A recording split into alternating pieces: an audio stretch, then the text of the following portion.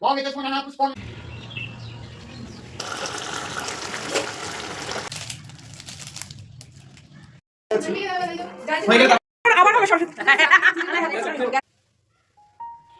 বন্ধুরা, তোমরা সকলে কেমন আছো?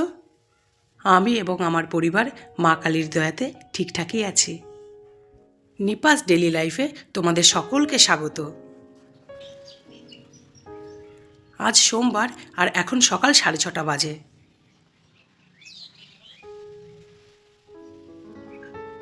আমি আর মেয়ে দুজনেই চান করে ঠাকুর ঘরে চলে এসেছি। পদ্মদা 8:30টায় আসবে পুজো করতে। টুকটাক কিছুটা গতকালই গুছিয়ে রেখেছিলাম, কিন্তু মেন পুজোর কাজটা আজকেই তো গুছোতে হবে, তাই না? মেয়ে বাসনগুলো মেজে দিল আর আমি তুলসী মঞ্চ ঠাকুরঘর মুছে ফুল তুলতে চলে এসেছি। বাগানে তেমন কোনো ফুল নেই, তবু যে কটা ফুটেছে সেই কটাই নিয়ে যাই। নিজেদের বাগানের ফুল বলে কথা, এমনিতে গাঁদা ফুল কিনে আনা হয়েছে বাজার থেকে।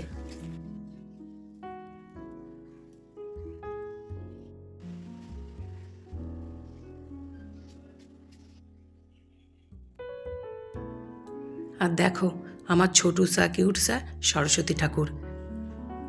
আমি ওদিকে আলপনা দিচ্ছি আর মেয়ে ফুলের থালাটা রেডি করছে।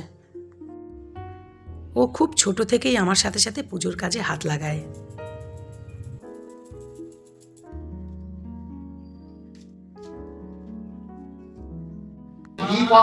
সরস্বতী দেবী নমঃ।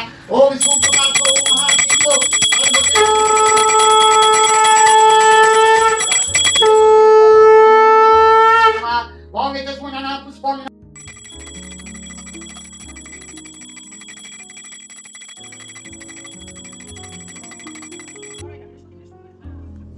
পুজোর সময় এত তাড়াহুড়ো বেঁধে গেছিল যে ধুনুচিটা রেডি করা থাকলেও আমি ধুনু ধরাতে পারিনি।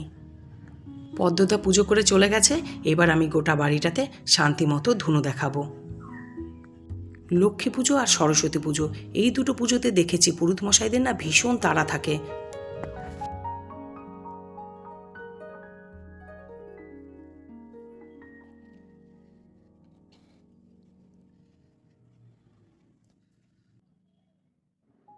ঠাকুর ঘরের কাজ মিটিয়ে সকলকে প্রসাদ দেওয়া হয়ে গেছে, আর মেয়েও প্রসাদ নিয়ে শ্বশুরবাড়ি চলে গেছে।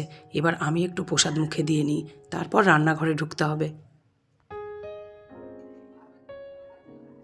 আজ আমাদের বাড়িতে জোড়া ইলিশের নিয়ম, আর আজকের দিনে আমাদের বাড়িতে গরম ভাত আর ইলিশ মাছ হয়। আর এই মাছটা রান্নার নিয়ম একটু অন্যরকম। মাছটা একটু ছোট সাইজের, কিন্তু দেখে বা ধুতে গিয়ে বুঝলাম খেতে খারাপ হবে না। এই বেগুনটা দিয়ে ইলিশ মাছ রান্না হবে।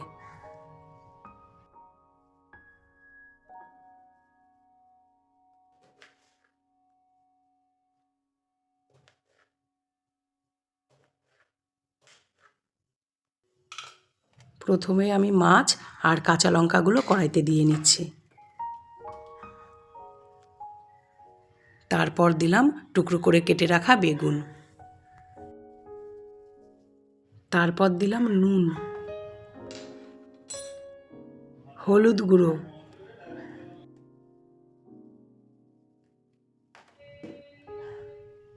এবারে কাঁচা তেল দিচ্ছি।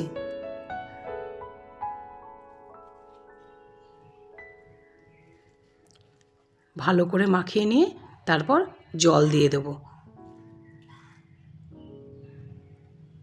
ব্যাস, আমার মাছ মাখানো রেডি। এবার ঢাকা দিয়ে গ্যাসের উপর বসিয়ে দেব।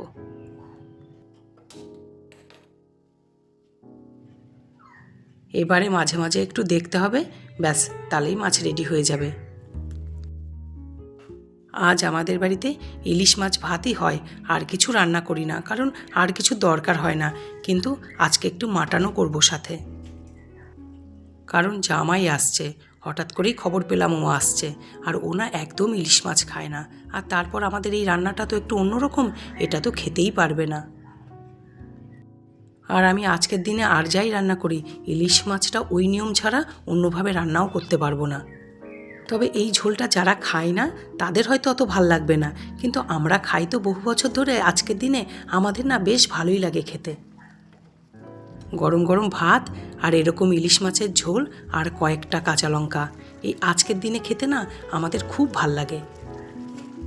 তাছাড়া আমি চেষ্টা করি যেটুকু নিয়ম এ বাড়িতে দেখেছি, যেটুকু আচার অনুষ্ঠান আছে, সেগুলো যতটা সম্ভব আমার দ্বারাই হয় সেটুকু করার।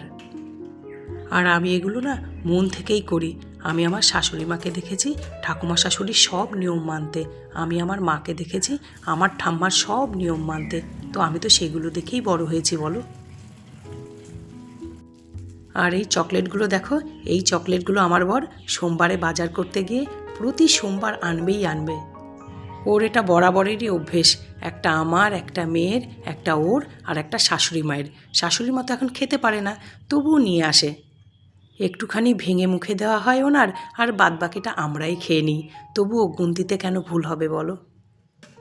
অনেকখানি বেলা হয়ে গেছে, এবারে আগে শাশুড়ি মাকে খাইয়ে নিই, কারণ ওনার লেট হলে অসুবিধে হয়ে যাবে, আমাদের লেট হলে অসুবিধে নেই।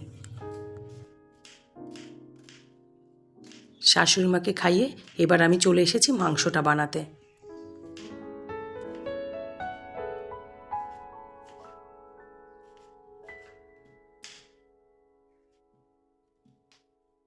আজ বিকেলে আবার আমার আর মেয়ের আমাদের গানের স্যারের বাড়িতে নেমন্তন্ন আছে। স্যার বড় করে সরস্বতী পুজো করে প্রতি বছর, তবে এবারে একটু বেশিই বড় করে করছে সরস্বতী পুজো। আসলে স্যারের যে মূর্তিটা ছিল সরস্বতী ঠাকুর, সেটা বহু বছর পুরনো ছিল, সেই মূর্তিটা খারাপ হয়ে গেছিল। এই বছর স্যার পুরনো মূর্তি বিসর্জন দিয়ে নতুন মূর্তি স্থাপন করলেন, তাই জন্য এবারের পুজোটা একটু বেশিই বড় করে হচ্ছে। আমার আবার স্যারের বাড়ি পুজো দেখতে যাব, প্রসাদ খাবো, সেই আনন্দ তো আছেই, কিন্তু আমার আরেকটাও আনন্দ আছে, কতদিন পরে মল্লারের সকলের সঙ্গে দেখা হবে আমার। ইস, কতদিন দেখি না সকলকে একসঙ্গে। টুকটাক শুভ্রা, অনুভাদি, এদের সঙ্গে তো দেখাই হয়, আর তাছাড়া পিকনিক করেছি, সেখানেও বেশ কিছু মল্লারের বন্ধুদের সঙ্গে দেখা হয়েছে, কিন্তু সেখানে মল্লারের অনেকেই উপস্থিত ছিল না। আজকে ফুল মল্লারের টিমটা স্যারের বাড়িতে থাকবে।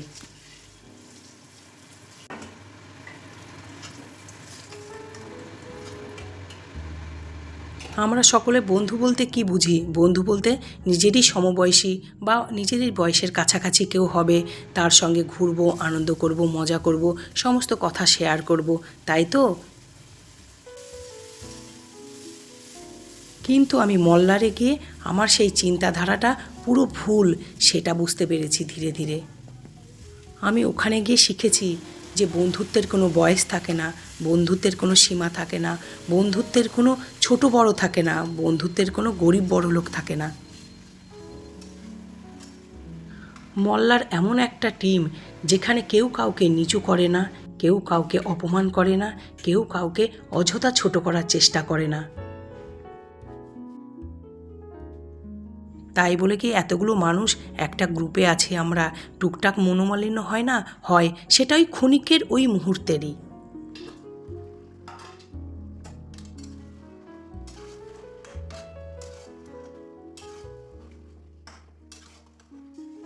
আমার মাংস খুব সুন্দরভাবে কষে গেছে, অনেকক্ষণ ঢাকা চাপা দিয়ে দিয়ে মাংসটাকে কষিয়েছি।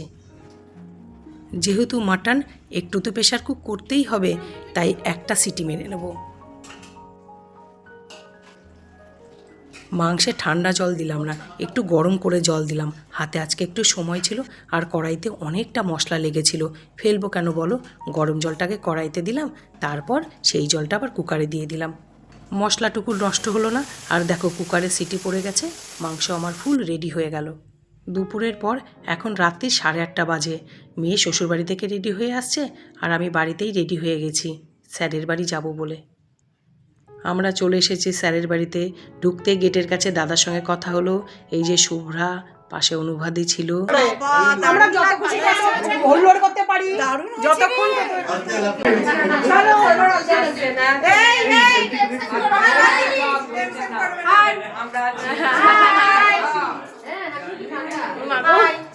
কতদিন পর মল্লারকে দেখলাম, বাপরে বাপ, মল্লারকে দেখা মানে মানে ঘর ঘর, এটা আমার আর একটা।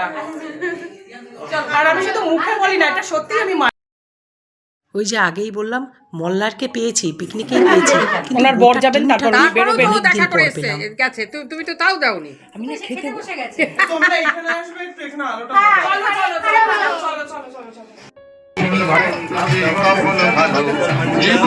এই তোমার রিল বন্ধ কেন? তোমাকে ফাইন করা হবে। আবার হবে সরস্বতী।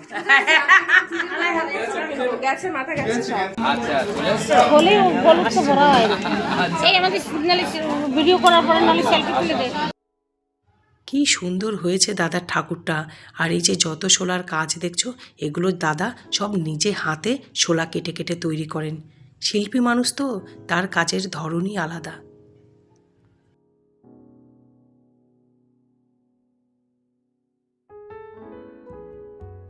এবারে বেশ খানিকটা রাত হয়েছে, খেতে বসেছি, বাড়ি ফিরতে হবে তো।